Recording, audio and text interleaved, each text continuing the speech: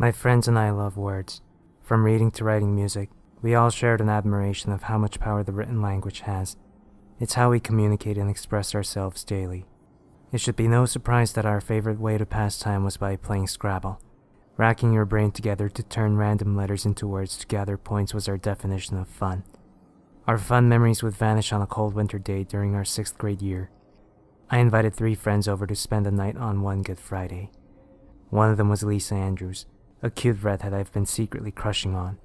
She had on this badass white Rise Against t-shirt and blue ripped jeans even though she told me her parents hate it when she shows too much skin. We first met in 5th grade since we went to the same yoga studio as our parents. I'd often watch her from afar as she moved her body with a level of grace still foreign to me. When we entered the same school and the same class no less, my feelings for her only grew more intense. It took weeks before I dared to stop stalking her and start a conversation. We spent most of the day goofing around and running around the house since my parents had a business meeting and wouldn't be back until Saturday afternoon. They left me $120 to keep me satisfied until they returned. It wasn't much. But one day I spent the money wisely. Matt said we should go to the movies, but Andrew just wanted to stay in and order takes out. I and Lisa kinda had to agree with him. We'd have to share food and snack and I'm not up for that. If it was just me and Lisa, I wouldn't mind eating her scraps. After everyone finished gouging on a platter of pizza and Chinese food, Matt once again made a stupid suggestion. Did you hear about the urban legend with Scrabble? If you finish the game at exactly midnight, the words you played will all come true, he said. We all looked at each other confused and stared at Matt. What the heck does that even mean? I asked. It means the words come to life. Let's say sometime during the game, you play down the word money. Later that day, you'll make some extra cash or maybe have a money problem. If you play storm, there'll be a storm that day. Lisa giggled and rolled her eyes before flipping her hair with all the confidence and sass of a Hollywood actor. You're always talking about urban legends and paranormal activity. None of that stuff is real, and you're childish for believing that nonsense. Childish? I'm 11. At least I can act my age. You always act like you're smarter and more mature than everyone else.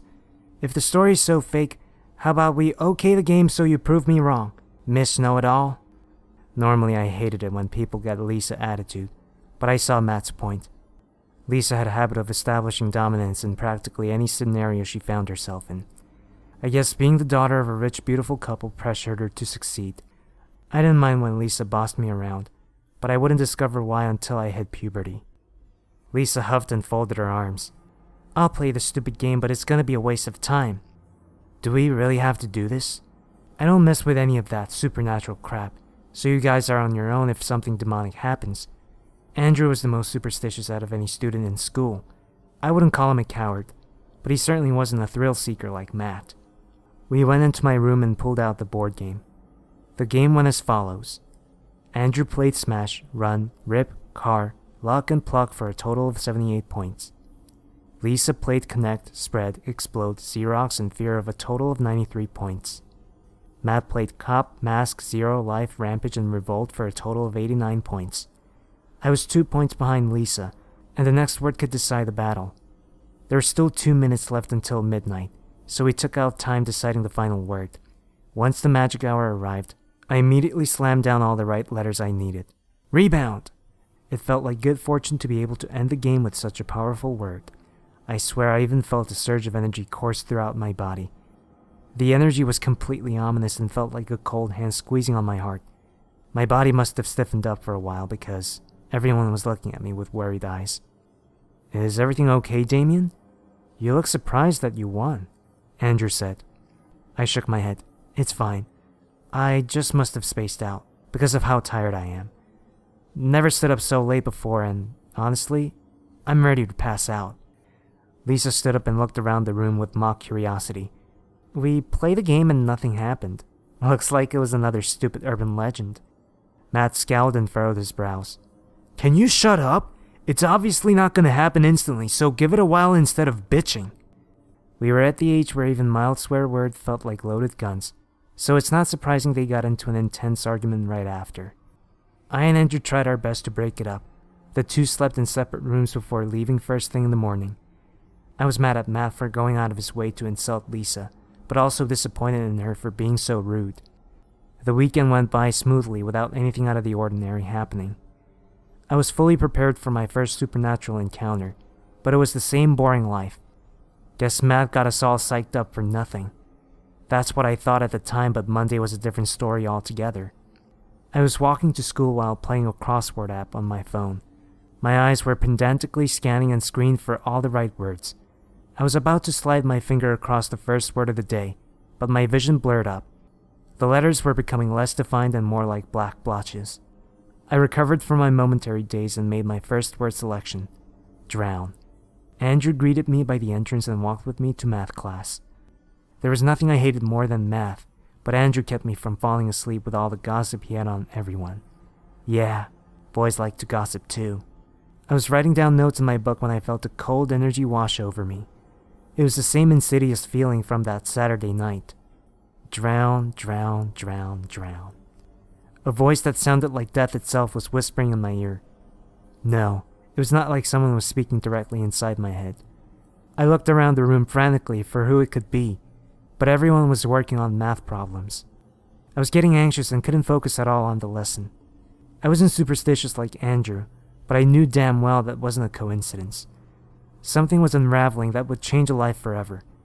Minutes seemed to turn into hours as the hellishly long double period slowly came to its conclusion.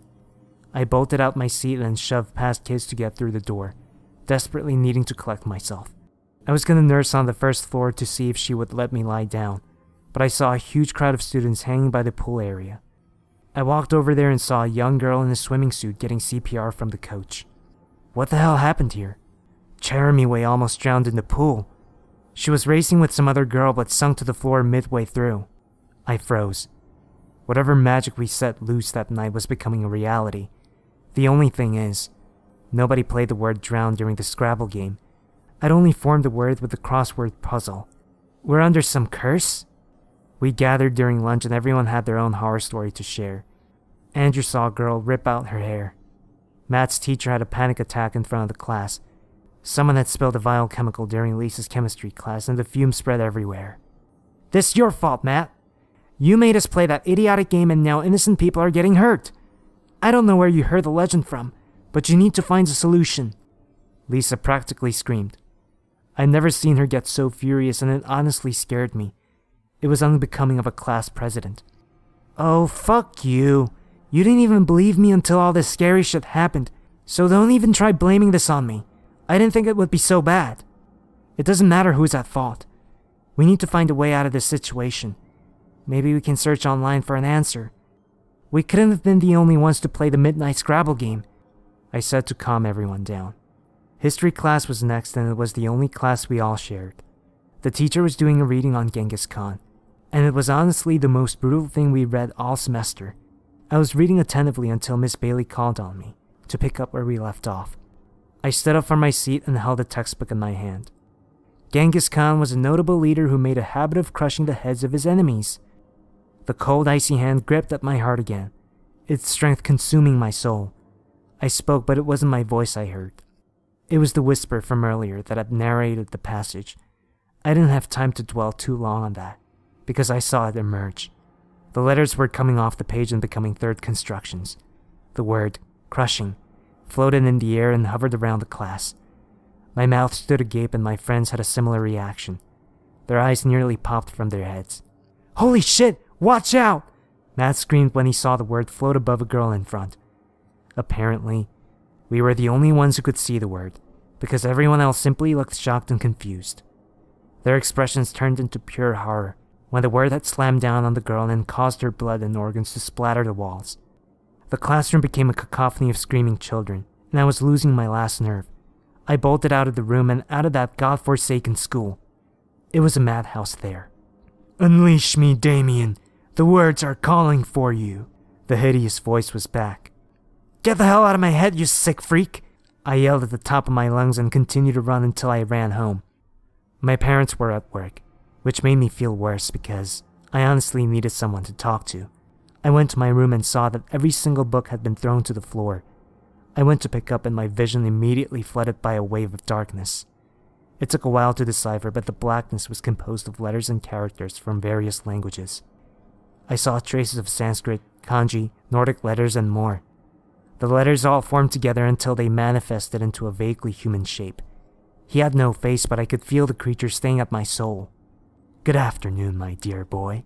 I'm known by many names, but you can call me Etty. My form changes throughout the ages, but my essence stays the same. You can call me Etty. You have quite the fascination with words, don't you? I gulped down hard and tried my damnedest to regain composure. Why are you doing this? People are getting hurt because of you, and I just saw someone die. Do you even care how her friends and family will feel? We haven't done anything to you, so please just end this. He let out a sound I could only describe as a laugh. It reminded me of the Kafka laugh from Final Fantasy, but even more demonic. Oh, I beg to differ. I owe my existence to you humans, but you have corrupted the very best essence of the written word. Language was created to bridge the gaps between people and attain a deeper understanding of each other. They understood, all right. They understood their ugliness and created words for the sole purpose of degrading others. There are countless amount of derogatory, hateful words that litter the mouths of people around the world. For every one of those toxic words, I absorb and feel the negativity associated with it. Do you know what it's like, having daggers of pure malice ebb into your soul at every waking moment? Perhaps a demonstration shall get the point across. His arms pointed toward me, and my brain was filled with every malignant word known to me. Even words in foreign languages I felt the full weight of. If Etty was the embodiment of words, then this attack was malice incarnate. No, stop! Please make it end! Just stop already! I cried and shook my body uncontrollably. It seems that you get the point. Words hold powers that goes unnoticed by most beings. I've noticed your fascination with literature. Those who have a deep love for me will be granted a proposal. Join me in my conquest to rid humans of their infernal devices or be part of the cinders that remain. I'm not sure what you're asking. I say that humans will be their own downfall. Any word spoken will cause mass havoc. If someone tells another person, they'll drop dead on the spot. Words that have abstract and interpretive meanings will cause damage on a conceptual level. Once mankind sees the power I hold, they know the full price of their sins. What do you say, Damien? How about we watch the world crumble? Humans are a predictable species. They operate primarily on self-survival. It should be no surprise which route I choose. I was there to watch my friends fall victim to their own words. They suffered a cruel fate, but it was all necessary for the betterment of the world. Me and Enti had envisioned a world without strife, and that day was on the horizon.